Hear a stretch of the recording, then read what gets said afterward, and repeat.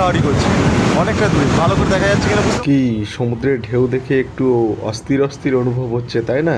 তাই জন্য চলুন, আজ কোথায় যাবেন? যাবেন আপনি আমার সাথে। কোথায়? পুরী।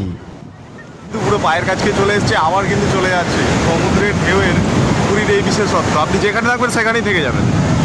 নমস্কার বন্ধুরা, welcome back to Puri sea beach.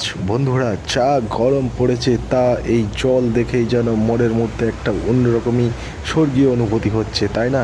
সত্যি কিন্তু চা গরম পড়েছে, তার জন্য আপনাদের একটাই সাজেস্ট করব, এই গরমে একটা ছোট্টখাটো ছুটি হাতে নিয়ে সপরিবারে বেরিয়ে পড়ুন পুরীর উদ্দেশ্যে।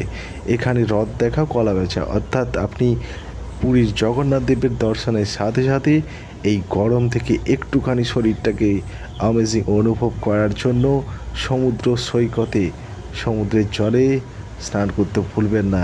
এই যে ঢেউ, এই ঢেউগুলো দেখে কিন্তু মনের মধ্যে একটা সত্যি একটা স্বর্গীয় অনুভূতি হচ্ছে। কারণ এই যে গরম, এই জলটা যখন গায়ে লাগবে না, তখন সত্যি দেহটা মনে হবে যেন একটা সত্যি একটা অন্যরকমই অনুভূতি। কি সুন্দর একটা ভিউ। আর আপনাদের তাই বলবো, এই পুরী ট্রিপ কখনোই মিস করবেন না। এক্ষুনি বেরিয়ে পড়ুন এই গরমের একটা ছুটি নিয়ে। কিন্তু পুরো পায়ের কাছকে চলে এসছে, আবার কিন্তু চলে যাচ্ছে সমুদ্রের ঢেউয়ের পুরীর এই বিশেষত্ব। আপনি যেখানে থাকবেন সেখানেই থেকে যাবেন, শুধুমাত্র জলটা আসবে যাবে, আপনি বেশি দূর যেতেও পারবেন না। দেখুন সে দূরে কিন্তু নৌকা সাওয়ারি করছে অনেকটা দূরে, ভালো করে দেখা যাচ্ছে কিনা বুঝতে পারছি না। সে ঢেউয়ের থেকে দূরে নৌকা সাওয়ারি করছে অনেকটা। জল চলে এলাম আর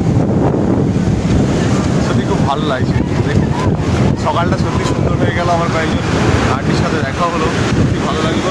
এখন আমরা হাঁটছি, মরুভূমির জাহাজ তো আসছে যাচ্ছে। দেখুন মরুভূমির জাহাজ, মেঘলা আকাশ, স্বর্গদ্বার থেকে ঘুরে চলে এলাম সমুদ্রের ধারে, একটু জিরিয়ে নেই।